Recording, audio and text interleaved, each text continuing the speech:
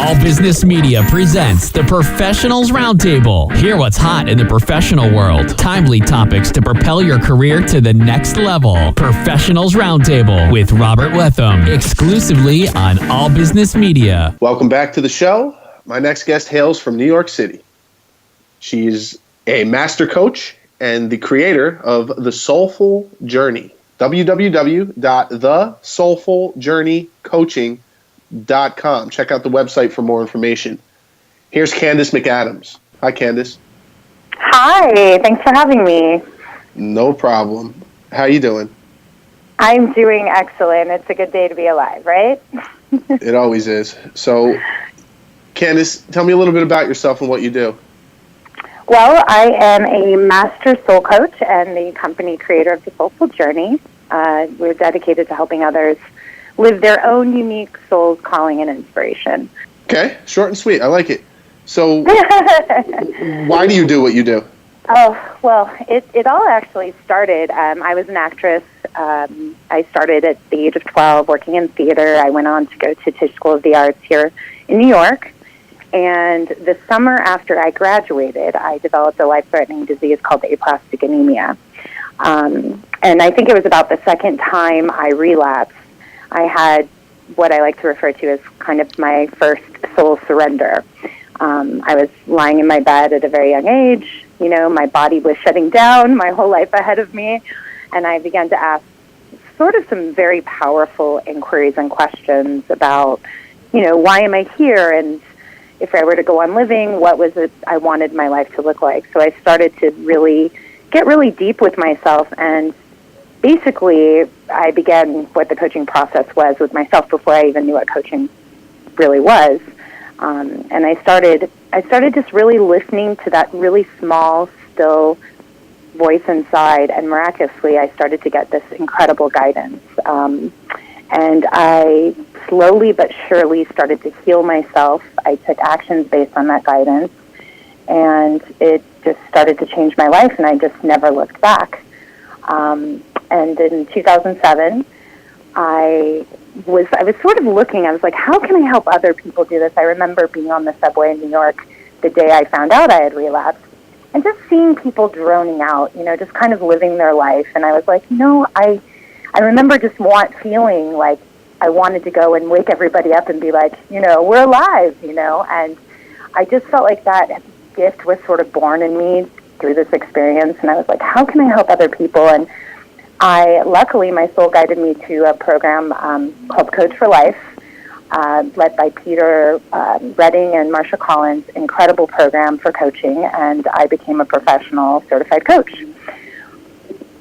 Okay, so what are some of the most common problems or issues that people come to you with looking for some guidance or help? They come to me for all different things. I mean, it's really interesting.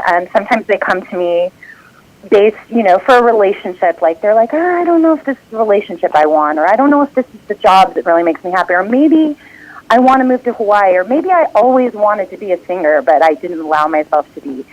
And sometimes it starts with that, and then they start to feel good in one area. We start working, okay, so you want to be a rock star. How do we make this happen? They start feeling that energy, and they go, well, I kind of want my whole life to look like this. So then we start working on, you know, their relationships, their home environment.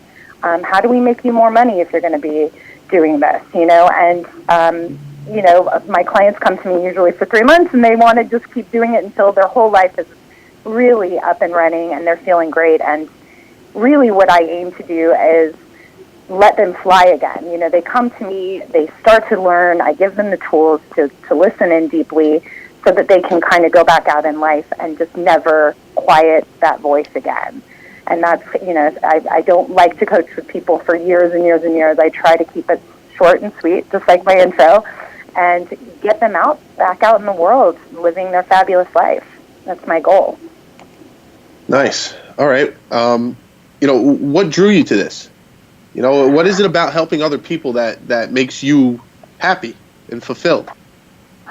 Well, I just think it's one of my things. You know, when I was going through that inquiry, I'd always been an actress, so I thought my goal is, and my purpose in life was to be an actress. I'm extremely passionate about that, and I still continue to do it. But at the same time, my soul really told me is you're here to inspire others. And I do that through many different channels. One is through art, one is through this work. I have other projects I'm doing, and I think inspiration is kind of why I'm here and why I was blessed with the opportunity to continue to stay here. And I think having that experience at an early age, which, I think sometimes we're really afraid of change, and that's why I'm pretty good at helping be a guide to that, because change, we don't really know how it's going to go. We kind of see a limited perspective. We kind of tend to think of what can go wrong. But I think when you go through something like near death, you're not really, you start to become more fearless. You start to realize, oh my gosh, there's this whole other set of things. And when you shift your perspective, you realize all the ways it could go right. And even if it goes that bad, like being in a hospital room, there may be some sort of blessing in it. And so I really try to, really remind my clients of that. And we're always shifting stories, we're shifting perspectives, so that they can kind of remember the other part that maybe perhaps they forgot, or those limited beliefs crept in, and we have to sort of question those beliefs and say, well, where'd you get that from? Did you get that from your mom? Did you get that from society? Let's kind of take that out of the room, and what do you really want? What do you want? And so we're just constantly doing that dance together, and to see people light up when they can kind of remember that they're free to create whatever they want, it makes me so happy in life. That's the gift, is to just give people back the gift of themselves. All right, and your goals for the future, what would you like to accomplish? Well, I'm always living my own soulful journey. I started a long time ago. I'm not going to stop, so I try to, I really just want to, do this with as many people as I possibly can. Obviously, I have a full coaching practice. I'm also finding ways to try and infuse that. I'm, an artist myself, so I'm trying to bring that to the artistic community.